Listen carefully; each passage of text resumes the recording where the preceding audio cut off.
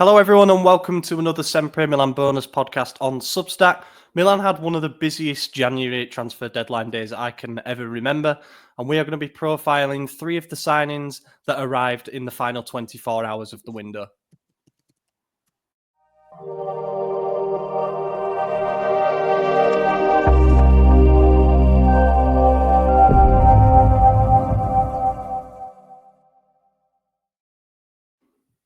Howdy, partners. How's it going? Howdy. What? Sorry, I couldn't hear you. Madison was talking over you. Little inside joke, little behind the curtain joke there. Thank you for stepping up. You and Isaac, thank you for stepping up on Tuesday in my absence. I was in bed for all of transfer deadline day near enough, and all of Tuesday, a bit of Wednesday. Last couple of days started to feel a little bit okay again, but as you could probably hear from my voice, I'm nowhere near 100% yet. But we're soldiering on because I wanted to be here for the loyal Substack listeners, and to give some thoughts on some transfers. Deadline day was pretty mad to follow, I imagine, for most people. So you can imagine what it was like to work it. It was pretty intense. While in bed sick, you probably couldn't see straight. And you're like, wait, who are we signing? Joao Felix? No way. Am I reading that right? It was a late deadline as well because it was midnight in Italian time, which meant 11 p.m. over here. But it got to like 10 p.m. I'm thinking, oh, brilliant. I might be able to get some sleep pretty soon here. And then we announced 4 different things in the final hour. 2 sales, and then woke up in the morning to all the signings had been announced, and I was just like, it's a blur. Logged on at 8 a.m. that morning, so it was a 15-hour day. Got to say thanks to Ben for jumping on and helping out a bit as well, but I do not want to relive that day. But that being said, now we've fought through it, and we're going to be doing some like written player analysis pieces going out on the site. Now we're through it, we can look back and reflect, and I can say that it was worth all the effort because we've now got basically a new squad to look into. Lorenzo and Stefano have done a pub chat on Santiago Jimenez.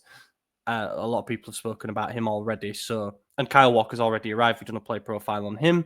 So we're going to focus on the 3 that arrived last, which is Joao Felix, Riccardo Sottil, and Warren Bondo. Felix was spoken about. We'll start with him because I think he's like the highest profile name. He was spoken about all through January as being a bit of a Mendes solution. You know, after Conceição arrived because they share the same agent, might be able to come in on a loan because he's not playing much Premier League minutes wise for Chelsea. And then on deadline day, it just seemed to sort of fly. It just accelerated. Became clear he was pushing for the move. Conceição really wanted him. Chelsea finally opened up to the loan because they didn't want to sell him to another club in the Premier League. There was like Spurs and Villa interested in him. And yeah, we've got him in the end on a dry loan. I think that, of course, we're going to be slightly swayed by what we've seen in the 30 minutes that we got against. It's hard not to be, right?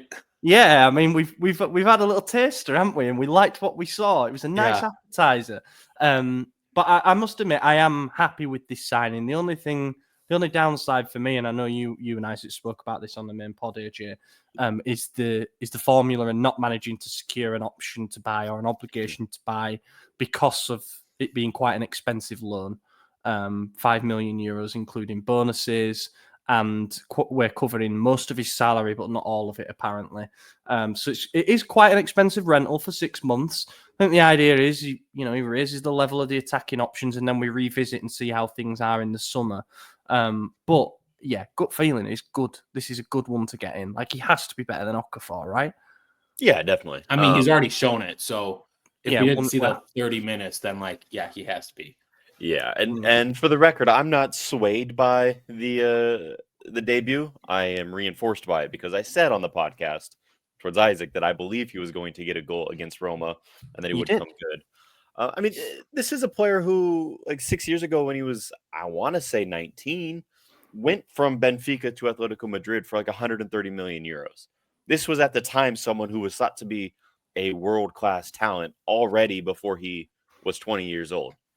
Couldn't even drink alcohol with me if you came to visit in America, So, I mean, he was a kid, and now he's 25. He's about to enter his prime. Yeah, he's had a few tough spells. I said it on the main podcast. I got a little hate from some dummies, but I'm going to say it again. He went to Barcelona, which is the worst move any player can make in their career in the 21st century. That club is a dumpster fire. You show up, you're there 6 months. You might get some game time. You might not. And then they got to sell you because they don't have the money to turn on the lights in the building the next day. So he's been tossed around. And I don't think it's necessarily fair to him. I also recognize that when he went to Atletico Madrid, he was one of many strikers. You know, they've always having a revolving door, just like Barcelona.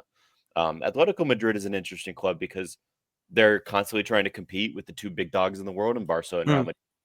And they obviously are always the third best of that. And every now and then they win, but, you know, third best. So they always got to have a revolving door as well, which is the name of our main podcast from last week. So check that out. Yeah, it's just I don't think he ever had a fair shot. I think we're still going to see that player who went from Benfica and now he's entering the prime. So he could get all of that people claim he lost from Benfica. He get all that back and then some. And we're going to see it over the next 6 months. And like we said, the only downside is not having him secured for the future. But I'm confident that we will.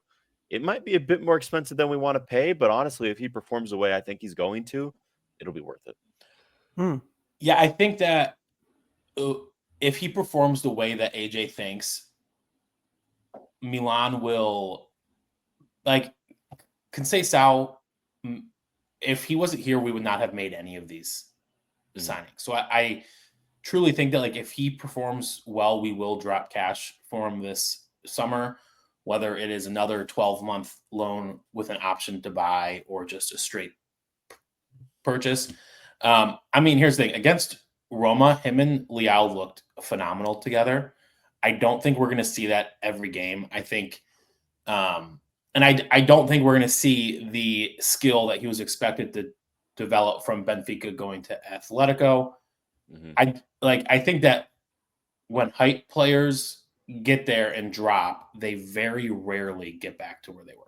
Pulisic is like one. I'm going to sound like a typical American that Lorenzo hates because, and I don't even like saying this because it's Pulisic, but he was good at Dortmund. He went to Chelsea. He sucked, and now he's arguably better than he ever was. Oh yeah, and like definitely.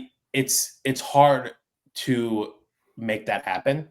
And I didn't follow Felix a lot to like know his mentality or like, you know, like yesterday is probably the most Wednesday was the most I've watched him play in my entire life.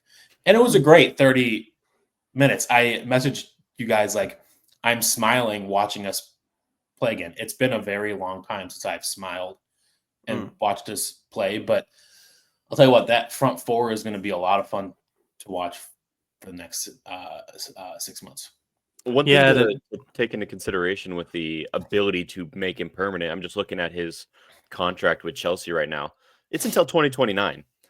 They loaned him out already. We did give them $6 million for that. You know, they purchased him from Atletico for 52.